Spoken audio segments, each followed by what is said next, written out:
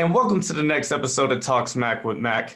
I am with Jaime Filer, an online fitness coach and an all-around badass. This lady, I've been following her for a while now. She takes fitness seriously. She looks great, and she seems to be like a very nice woman.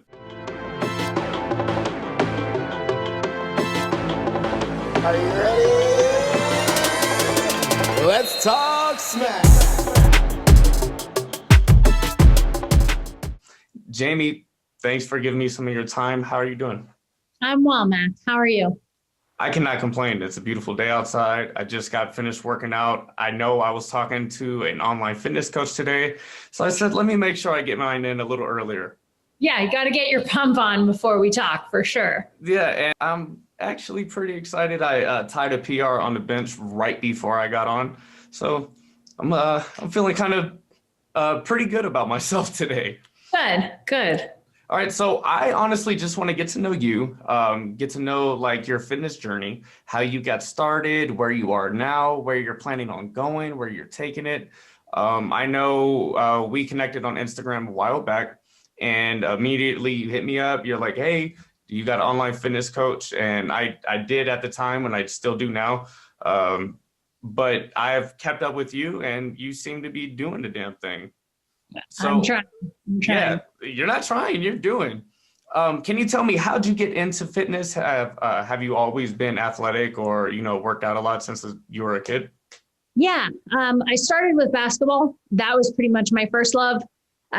Played from the time I was 4 up until college when I discovered bodybuilding. But it really wasn't until I was in high school and I had to pick my college major that I really got into personal training. At the time, The Biggest Loser was super popular. So I saw Jillian Michaels and I wanted to emulate her more than anything. So when my guidance counselor told me that kinesiology was the study of human movement, I figured that would be a great way to tie in the education with the entertainment of being a personal trainer. And I could have like a 4-year degree behind me versus just a weekend course the way most people were doing. Mm-hmm. Well, that's pretty cool.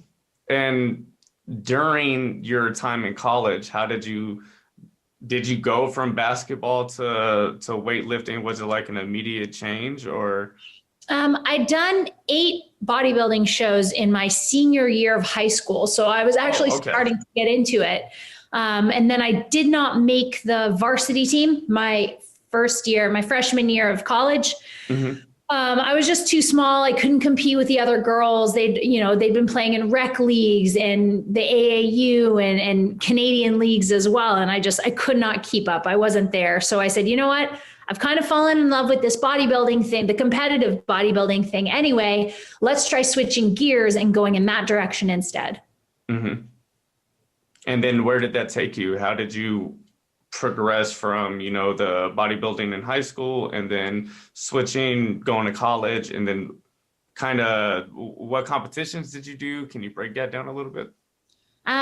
Sure. I was really active, still am, in all natural organizations. So I competed with the OCB, the NGA, and FAME when I was younger, and then kept competing with FAME and the NGA. I did my most recent show in 2016 with the OCB. I was going to compete in 2020, but the event was canceled. But I pretty much went from bodybuilding to teaching spin at the University Rec Center to eventually having my own clients online because I was so busy with school. The only thing I could do was train people from behind a computer so that I didn't have to give like that 1-to-1 hour. Yeah, I'm sure the internet has really given us a very accessible outlet to really grow our brands and ourselves. Totally. People that really take advantage of it are pretty much booming, I feel like, right now. And if you're not taking advantage of it, I feel like people really need to jump on the Instagrams and the YouTubes and things like that. Yeah, you definitely have to establish yourself on at least one platform for sure. Yes, definitely. Yeah. Can you explain how you grew your Instagram? How'd you start out? What exactly were you posting? Were you getting your clients from Instagram? Yeah, definitely was getting my clients from Instagram. I'm still getting my clients from Instagram and word Yeah, of I'm mouth. sure. I mean, it grew organically because I think once you're in business, one of the first things they ever teach you about business is to know your audience, and you have to know exactly the clientele you're serving and be comfortable serving them. And I think I just found my community very early on. So every message, every caption, every photo that was posted was with my audience in mind. And then once I was able to advertise myself as an online personal trainer, people really saw me as that. I'd already been seen as an authority, and now I had the experience. So it just kind of tied together that way. Yeah, it seems like if you have your target audience in mind and you, like you said, you're posting for them, it's, I'm not going to say easy. It takes a lot of hard work, but it's happens organically, and it kind of builds upon itself because you're in such a niche, one Yeah. specific community. And when you're in that specific community, you know, people, I feel like in fitness, you know, for myself at least, people are very nice. They're open to giving you suggestions and tips and things like that. So that specific target audience is, I guess I'm saying, very nice people. Yeah, they're pretty much willing to, because at the end of the day, it's not about making money. It's about impacting lives. And there are few careers that can do that. And honestly, personal training is one of them. Yes, definitely. Speaking of which, on your Instagram, you say trainers give you programs and coaches change your life. Can you elaborate on that and how you change people's lives? Sure. So I think that anybody can go on bodybuilding.com or YouTube or open up Flex magazine and get a workout program. And it could be effective for a period of time, but it's similar to the old idiom of if you give a man a fish, you feed him for a day, but if you teach a man to fish, you feed him for a lifetime. Those one-off programs that you can download or pick up for 12 weeks, 16 weeks at a time, they don't actually teach you anything about yourself. They don't improve your confidence, your self-worth, your self-development. Because there's no personality behind them. You and literally everybody else has already downloaded that program. It's just a matter of being compliant with it. What I do with my clients is give them various levels of accountability and communication so that they can actually learn to develop habits and routines and systems for themselves instead of just knowing that they have to show up for 12 weeks in a row to get shredded and that's it. So it's the process of a personal trainer being like the guy on the other side of bodybuilding.com, but a coach being like the person on the other side of your email. Yes, that's how I was going to ask you. How do you communicate with your clients? Strictly through email? Depending on what tier of program you purchase, we either communicate via email and DM, or via email, DM, and phone call once a week. Okay. I'm sure a lot of people will love the phone call. That's one way you could really get that connection with your coach. And some people may not feel like it's a big thing, but you know, us people that are buying your programs and getting you as a coach, we look up to you. Obviously, all of us are saying, "Damn, they look awesome. I want to be like that." So we hold you guys to a higher standard to be able to communicate with you on the phone call. That's pretty badass. Thank you. And I think that's also something that separates me from a lot of other trainers is that they'll have like, I don't know, I don't even know how many people others carry on their roster, but I know that I only take on enough that I don't have to work before 8 a.m. I don't have to work after 7 p.m. I have just enough people that everyone gets enough personal attention. Yes, and I feel like that's key too. I like how you brought that up because if you have a lot on your plate, how can you give each person that time that they deserve? Yeah, and by keeping it at a reasonable amount, like you said, you are able to get that interaction. Yep. Yeah, absolutely. Absolutely. Can you kind of describe if I got you as a coach, what are some of the programs I could get? Is it by length, different programs by, you know, maybe 8 weeks, 12 weeks, 16 weeks? So I The programs itself change every week, every 4 weeks or every 8 weeks. We go either, so I make sure that, first of all, I'm giving you what you want. Okay. So with that being said, you tell me that you want fat loss.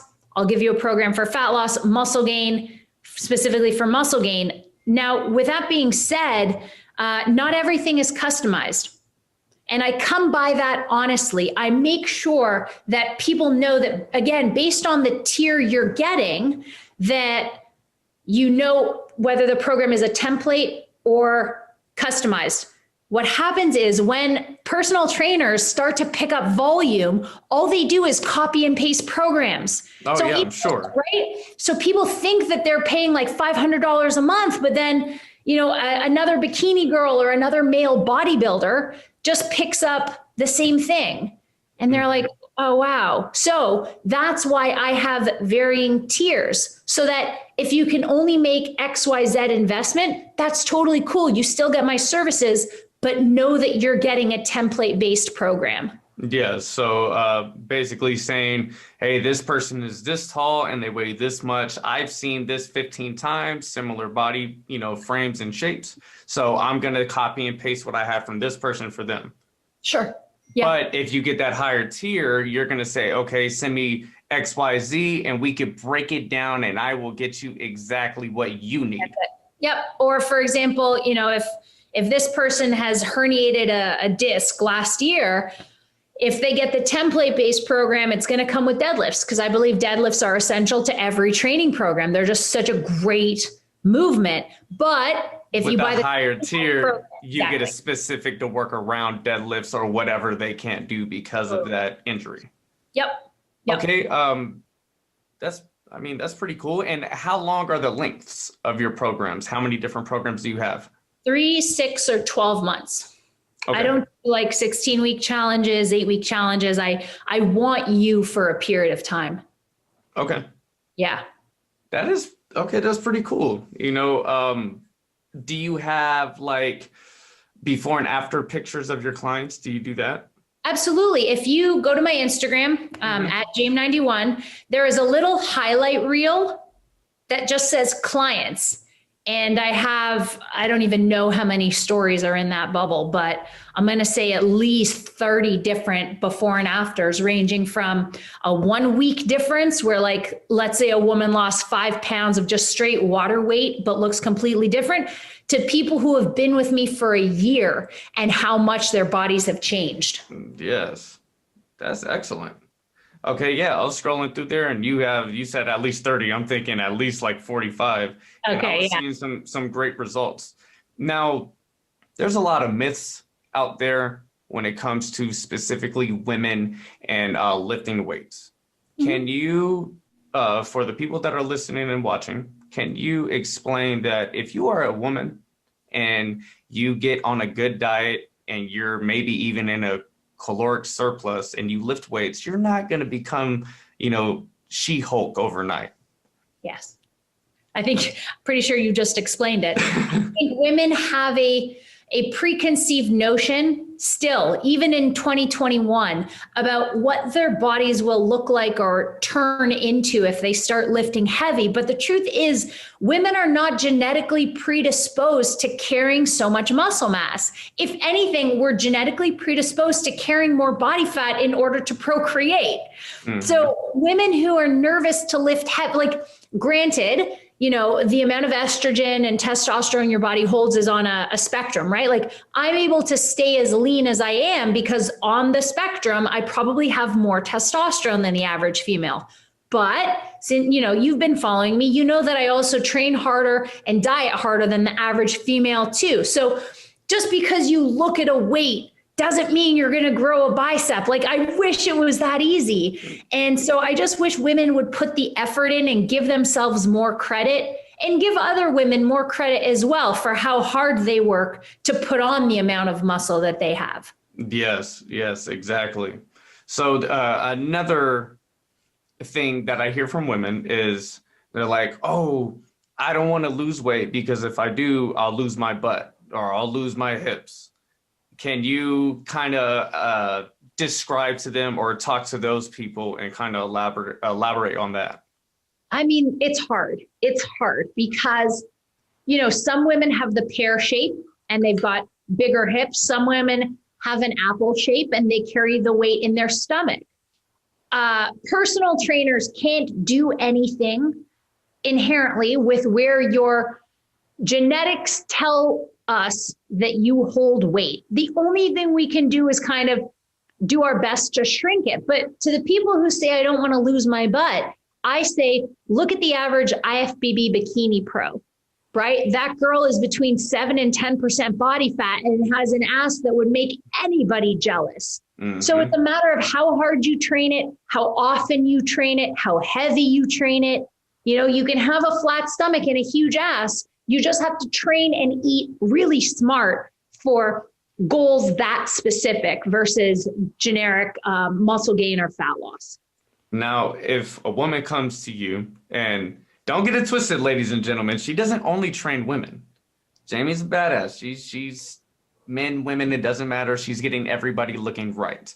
But if a woman comes to you and they say, hey, like you just said, I want to get a big ass and a slim waist. Can you help people do that?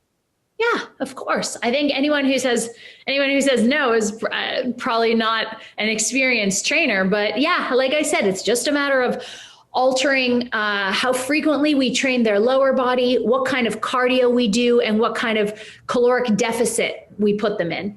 Okay. And can you give us like a quick runoff on like if I wanted to get that specifically, what are a couple lifts they may be doing or cardio, like you said?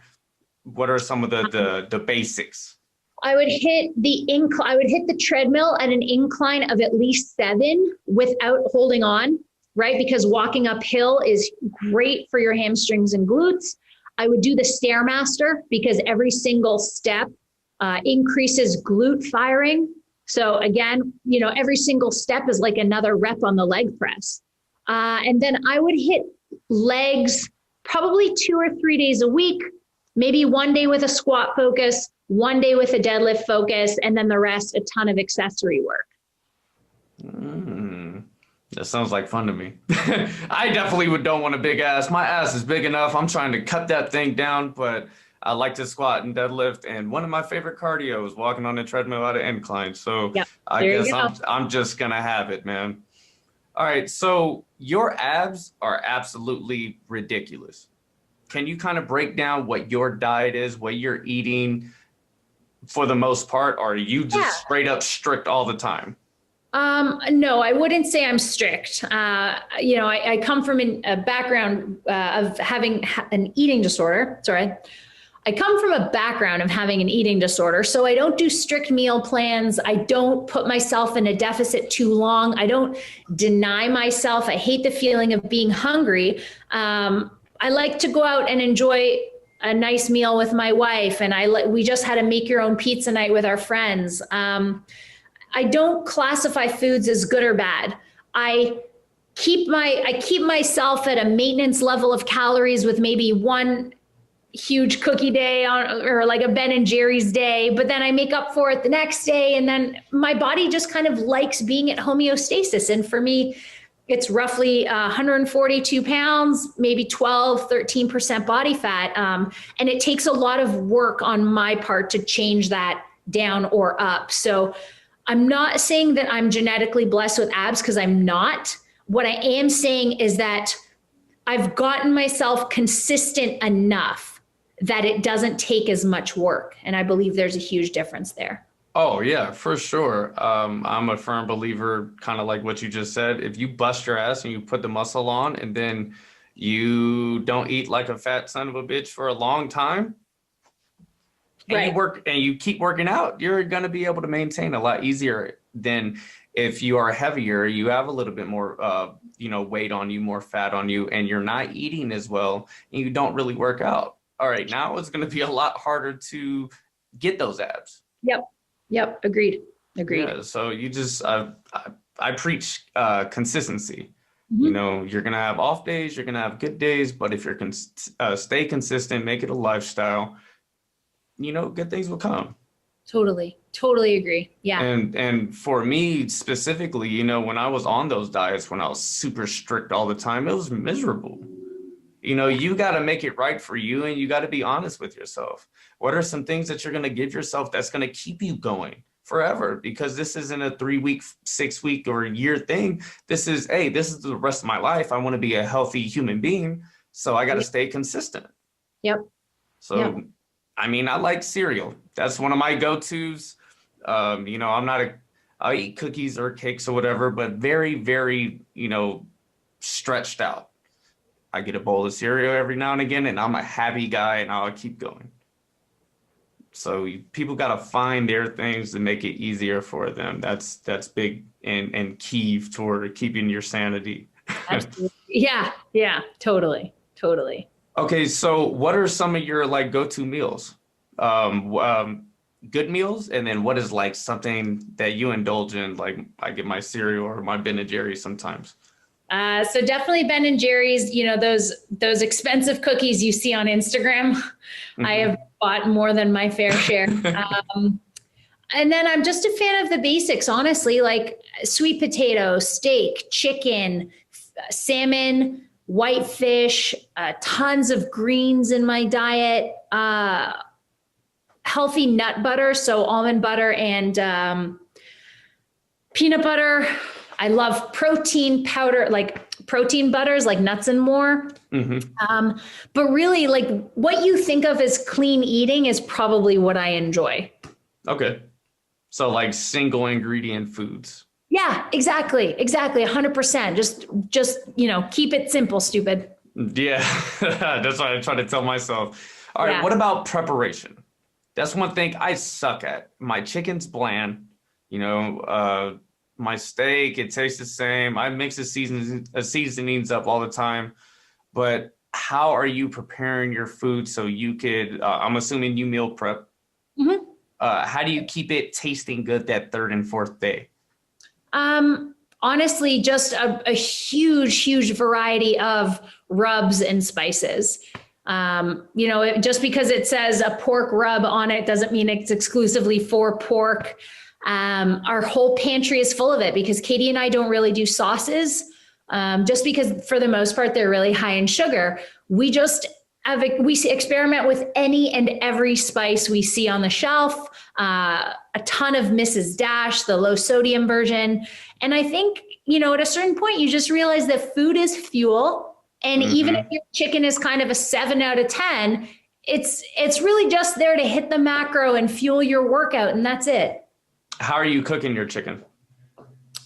We bake, we grill, and then if we're going to do kind of like a pulled chicken, then we boil it. Okay. Yeah. And when you are reheating your baked chicken, how are you doing it? Back in the oven? I don't reheat it. Katie puts it in the microwave. Oh, microwave. Ugh. And you just eat it cold? Yeah. That's kind of like my go-to, like with steak, really. If you reheat steak, it's going to taste gross. Yeah. But if it's like a medium rare and then you eat it cold, it grosses me the hell out. Yeah, I can see that. So it's tricky. But like you said, it's fuel, trying to hit your macros. So most of the time I take small bites and wash it down with water and try to keep it going. But yeah, I get it. Okay, what do you have coming next? Well, I recently hired a publicity company to help get my name out there more. So we're looking at doing a lot more podcasts, radio interviews, guest blogs, magazine articles, maybe local TV. It's just a matter of having as much impact as possible. Like Instagram's been great. I want to get on Clubhouse. I just want a wider reach. I want to cast a bigger net, but not just on social media. I want to go to like the old school methods of getting people's attention, like an article in the newspaper, mm-hmm. stuff like that. So my publicity company and I are working on that in 2021. Okay. So branching out and just expanding the name. I can dig that. That's, there's so many outlets these days to mm-hmm. tap into that I'm trying my best to learn. And like you said, the old school way, you never know who's listening. You could get a huge amount of people that strictly only read the newspaper still because of whatever reason.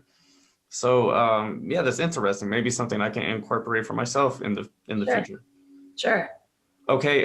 In addition to branching out, I feel like 2021 is going to be your year, but I want to know, what is your go-to cardio? The assault bike, the one with the, oh my God, yeah. the assault bike sucks the wind out of my lungs, and I usually throw up most of the times I do it. Yeah. What is like your go-to workout on the assault bike? I come up with different workouts. There's a website called Aerobic Capacity by Chris Hinshaw, who's a famous, specifically CrossFit cardiovascular coach, and he programs run, bike, row, ski for the majority of the CrossFit Games athletes. So I pull different workouts from his website for my bike workouts. Yeah. Okay, that's pretty exhausting. It sounds like. I'm sure there's a lot of like 1 minute sprints or even like 2 or 3 minute long. The assault bike, just thinking about it. It like makes me want to do it, but it makes me want to throw up a little bit at the same time. The skier, I don't think I've ever done that one. Is that something that you do as well? You just miss? I used to when I had a CrossFit box, but I don't have that in my garage gym, so I don't do it. Okay. How does that compare to running or the assault bike or any other cardiovascular activity? I think it's good because it's a full body workout, right? You're pulling from high to low using your legs. Just like the assault bike, the rower, running is, again, legs and upper body. Anything that does both, as opposed to like a recumbent bike or just a seated bike, is pure lower body. I love something that is more holistic. Okay. And you mentioned earlier walking on a treadmill at an incline, excuse me. Can you explain the difference between holding on and not holding on, and the difference in like the calories burned and things like that? Sure. There are going to be a lot less calories burned when you're holding on. And this applies to the Stairmaster as well. Just because the second you start putting pressure on your upper body's limbs, you're taking pressure off your lower body and your core. So instead of like carrying 140 pounds on the treadmill, if I start holding on, I don't know what deficit it creates, but I know that I'm not supporting all 140 pounds anymore. Mm-hmm.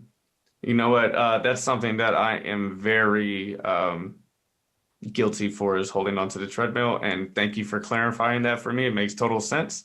And now I'm not going to do it anymore. Good. But yeah, at the end of my show, I give every guest their time to shine. I sit back and I shut up. I don't really say anything. Let us know. You already said branching out, but let us know what you have coming next, where to find you, you know, what social medias you're on, and whatever idea or thing that you want the audience to know, this is your time. Sure. I think what makes me different versus other trainers is that I don't have a particular style. You know, back in the day, I did want to be like Jillian Michaels, and I respected and admired her boot camp, but then I realized that doesn't work for everybody. And it really breaks people down versus building them up. And my goal is just to build as many people up as possible. So you don't have to look a certain way before you come work with me. You don't have to be in a certain place in your life before you come work with me. I want everybody so that I can get you to the place that you want to be. So you can hit me up at JaimeFiler.com. Follow me on Instagram at Jaime91. You can join my Facebook group. Just do a search in groups for Team Jaime91. Would be happy to welcome you into my community. And I think that's it. Okay. Well, thanks again, Jaime. I really appreciate you getting on. You answered some great questions. I feel like the female community are going to be thanking me a little bit for this one. I hope so. Jaime, ladies and gentlemen, men, women, she is a badass trainer. Like you just heard, she's in touch with everybody. She's giving you your direct time that you need to become a better you. So make sure you check her out on Instagram. Watch out for her. She's branching out. She's going to be doing big things this year. And I'm honored that you are able to share some of your time with me. Have a great day. Thanks so much. You too.